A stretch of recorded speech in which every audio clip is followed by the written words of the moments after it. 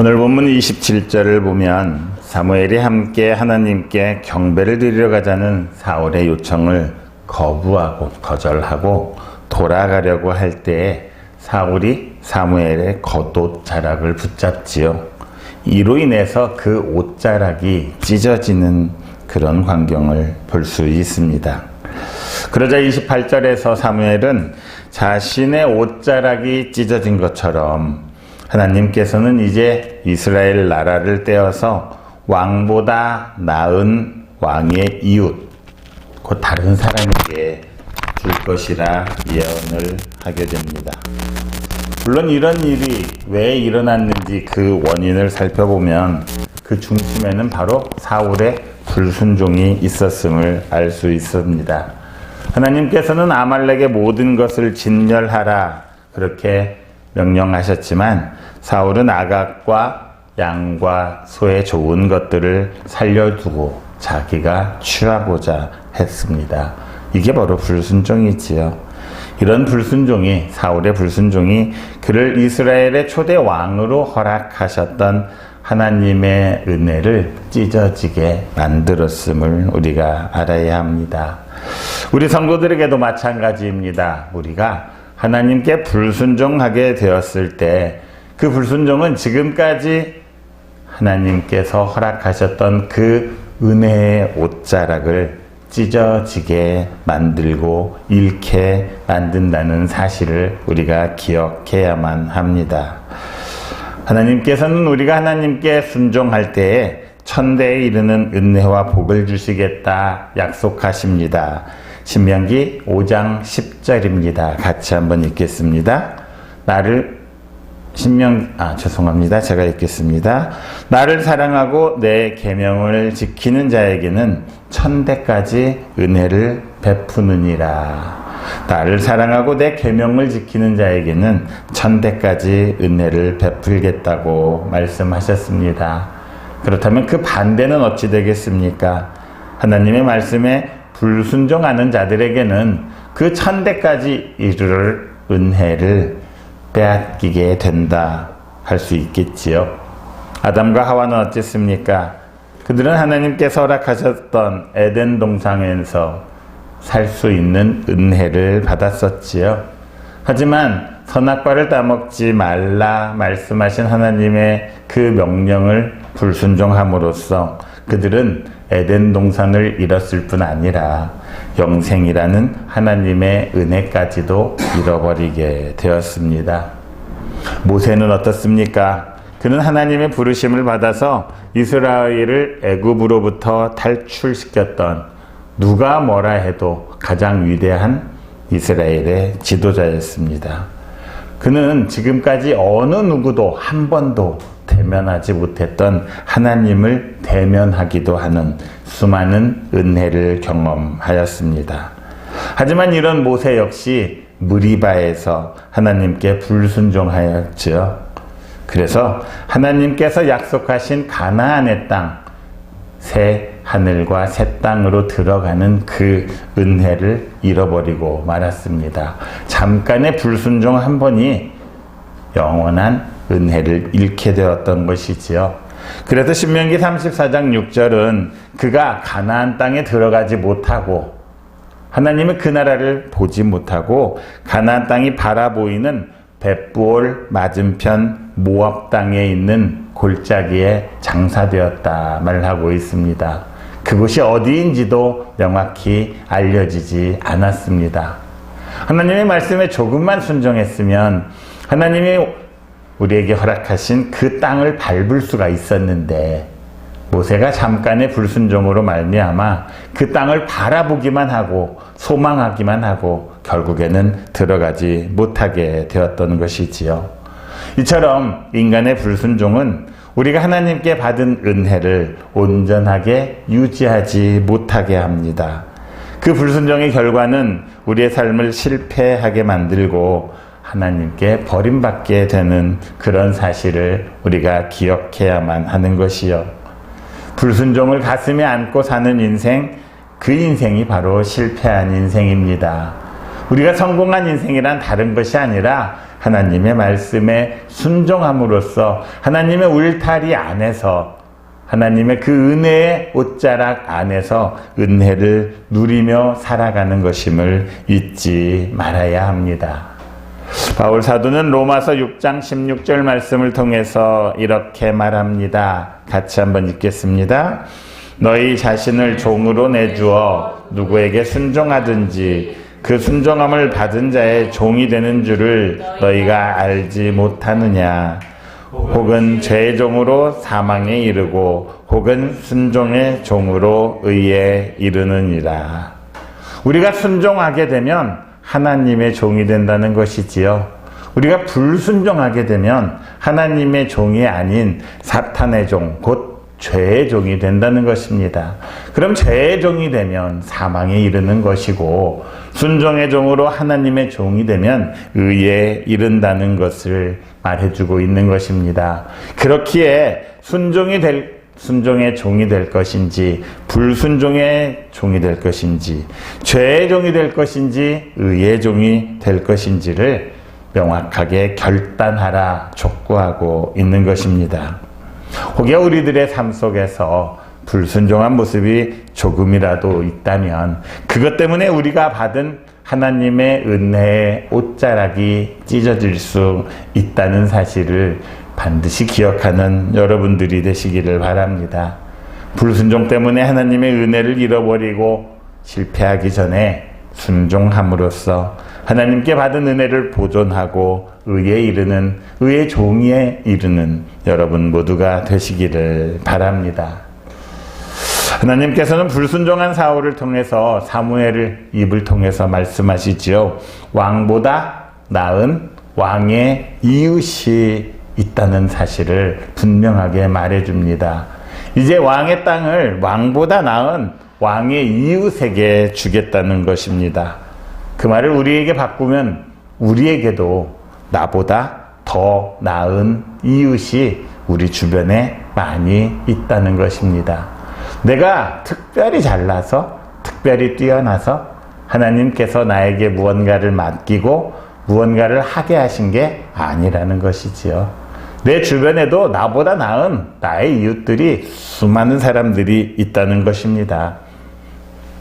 하나님께서 사용하실 사람이 없어서 나를 사용하신 것이 아니라는 것입니다. 내가 너무나 뛰어나서 나 아니면 그 일을 할 수 없기 때문에 어쩔 수 없이 그 일을 나에게 맡기신 것이 아니라는 것입니다.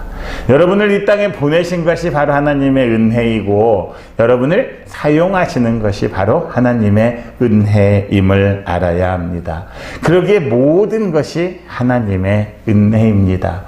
사실 내 주변을 돌아보면 나보다 잘나고 나보다 멋있고 나보다 뛰어난 사람이 얼마나 많이 있습니까?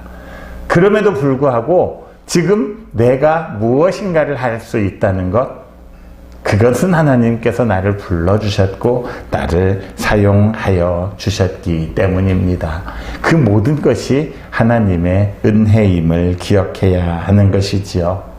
그런데 하나님께서 주신 은혜를 망각하고 교만과 나태와 게으름에 빠진다면 하나님께서는 언제든지 그것을 빼앗아서 나보다 더 나은 이웃에게 주실 수 있다는 것입니다. 그렇게 하셔도 우리는 아무런 투정을 부릴 수가 없다는 말입니다. 에서와 야곱의 경우를 생각해 보십시오. 에서는 어땠습니까? 그 귀중한 장자의 명분을 팥죽 한 그릇과 바꾸어 버렸지요. 팥죽 한 그릇보다도 장자의 명분을 더 낮은 것으로 여겼던 것입니다. 그러자 하나님께서는 지체하지 않고 에서에게서 그 장자의 명분을 빼앗아서 야곱을 세우셨습니다. 유대인들은 어땠습니까? 유대인들은 원래 하나님의 택함을 받은 백성이라는 선민의식이 있었지요. 하지만 그들은 자신들이 받은 복음의 가치를 제대로 깨닫지 못했습니다. 교만하게 행했지요. 그러자 하나님께서는 이방인들을 들어서 복음의 가치를 받게 하시고 유대인들이 맡았던 직분까지도 다 이방인들에게 대신하게 하셨던 바로 그분이 우리 하나님이심을 잊지 말아야 합니다. 그래서 바울 사도는 로마서 11장 20절과 21절에서 이렇게 두려움의 권고를 우리들에게 하고 있습니다. 같이 읽습니다. 높은 마음을 품지 말고 도리어 두려워하라. 하나님이 원가지들도 아끼지 아니하셨은즉 너도 아끼지 아니하시리라. 원가지. 하나님에게 원가지도 특별하게 아낌이 없다는 것입니다. 만약에 그들이 불순종하게 되면 그것들도 아끼지 아니하신 것처럼 우리 또한 마찬가지로 될 수 있다 말하고 있는 것이지요. 사랑하는 성도 여러분, 하나님께서 우리에게 어떤 사명을 주시고 어떤 직분을 주시고 우리가 그것들을 맡고 있다고 해서 그것이 영원할 것이라 이렇게 생각해서는 안 됩니다. 우리가 맡은 직분에 소홀히 하고 교만하게 행한다면 하나님께서는 그것을 빼앗아서 우리보다 나은 우리의 이웃에게 주실 수 있음을 알아야 합니다.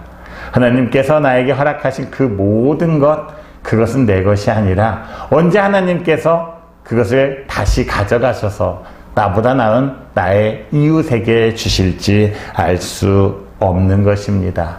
그러기에 고린도전서 4장 2절에서는 맡은 자들에게 구할 것은 충성이니라 이렇게 말하고 있지요.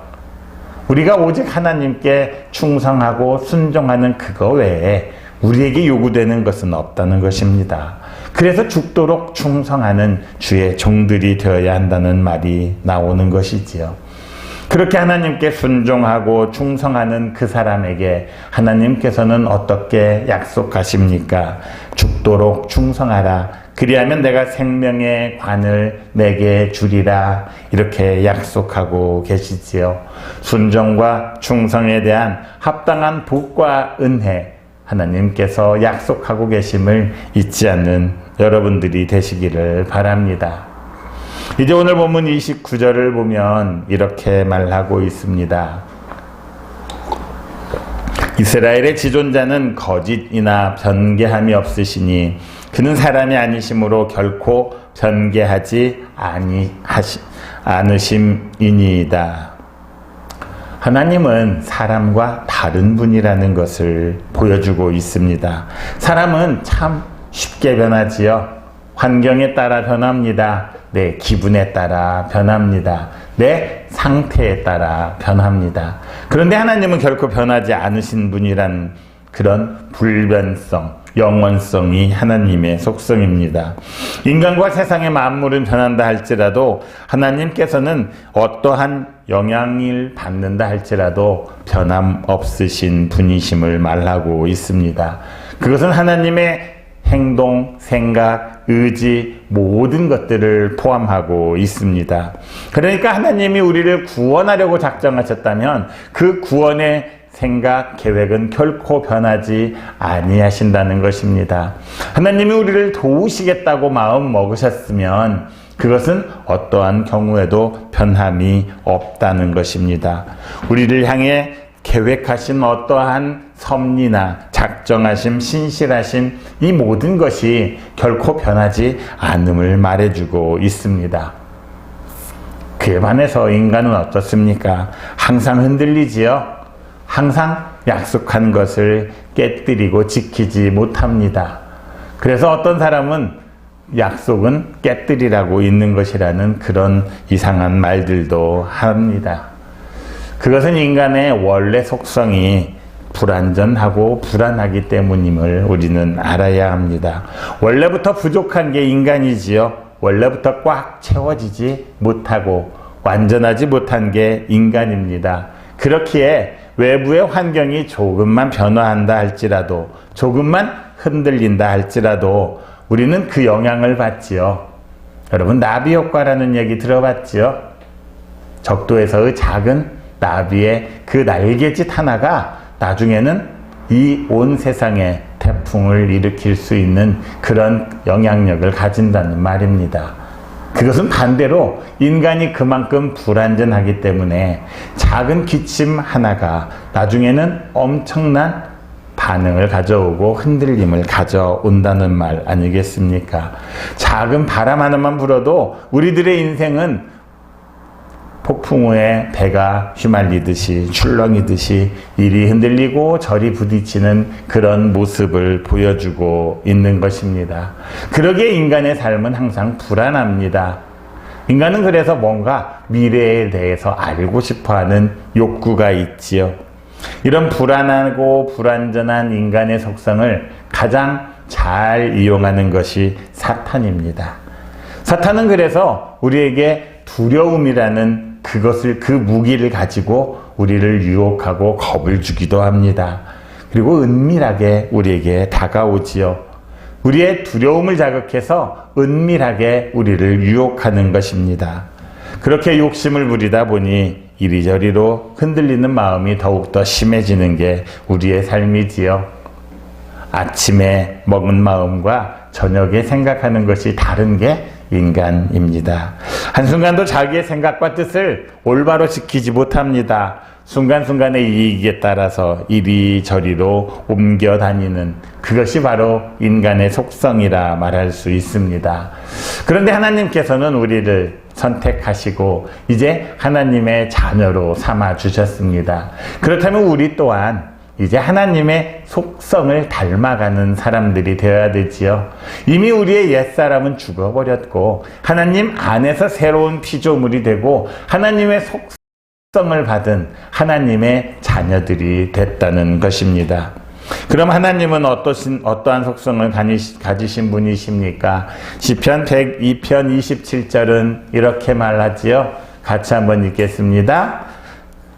주는 한결같으시고 주의 영대는 무궁하리이다. 주는 한결같으시고 불변하신다는 말이지요.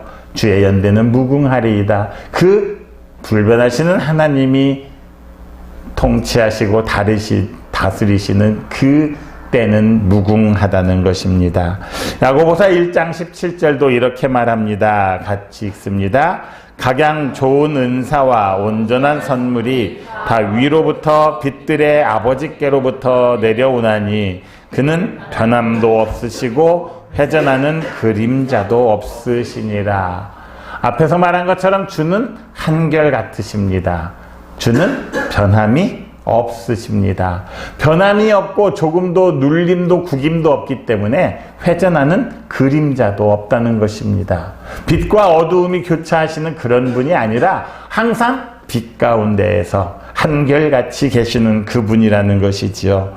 변함없이 항상 진실하신 성품을 가지신 하나님이시기 때문에 우리를 향한 그 신실하심에도 거짓이 없고 변함이 없으십니다.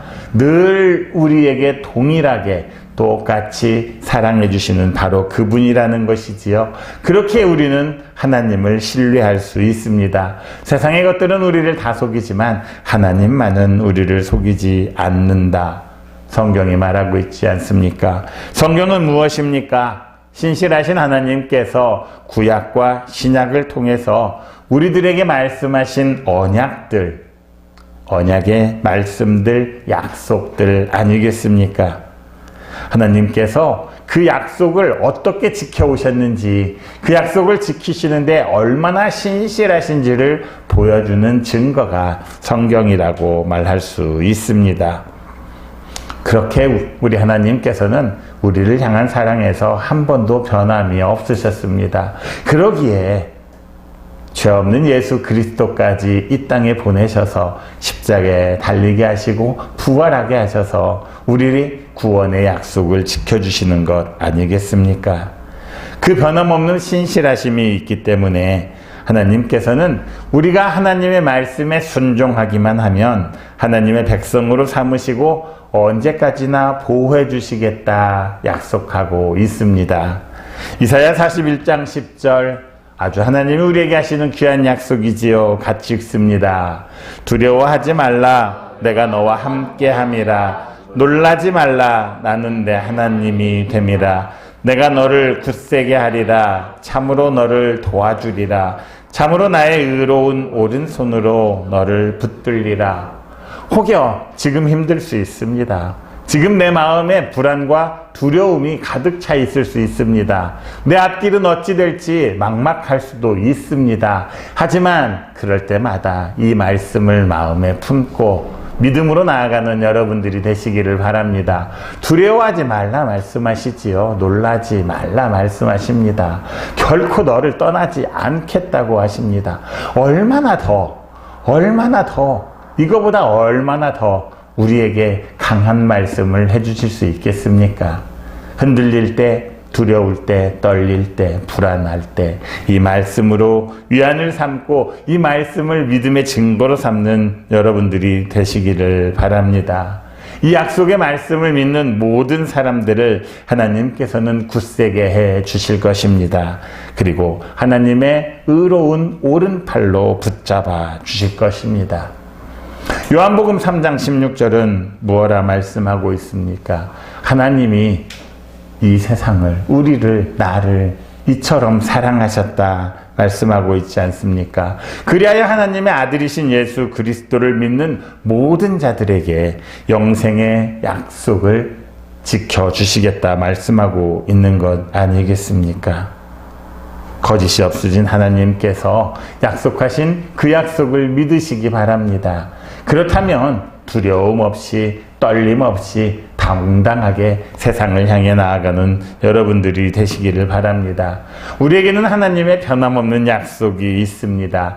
그리고 그 약속을 지키시는 하나님의 신실하심이 있습니다. 우리는 연약하지만, 우리는 나약하지만 이 약속이 있기 때문에 이 약속을 붙잡고 새 희망을 가지고 이 세상을 살아갈 수 있는 것 아니겠습니까? 하나님의 신실하심을 의심하지 않는 여러분들이 되시기를 바랍니다. 하나님의 신실하심을 믿는 것, 바로 그것이 우리가 말하는 믿음 아니겠습니까? 오늘도 믿음을 가지고 하나님의 약속하신 바를 겸손히 기다리며 인내하는 여러분들이 되시기를 바랍니다. 시편 119편 29절에서 시편 기자가 이렇게 말합니다. 같이 한번 읽겠습니다. 거짓 행위를 내게서 떠나게 하시고 주의 법을 내게 은혜로이 베푸소서. 주의 법은 공의의 법이지요. 진실의 법입니다. 하나님께서 약속하신 그 법이 나에게 은혜가 되어서 하나님께서 약속하신 그 약속이 이루어지는 그 은혜가 내 삶에 이루어지기를 기도하고 있습니다. 오늘도 우리를 속고 속이는 그 세상에서 거짓 없는 하나님, 불변하시는 하나님을 의지함으로써 세상에서 승리하고 주님이 우리에게 허락하신 그 참 평안을 누리는 여러분 모두가 되시기를 그리스도이신 예수님의 이름으로 축원합니다. 주신 말씀에 비추어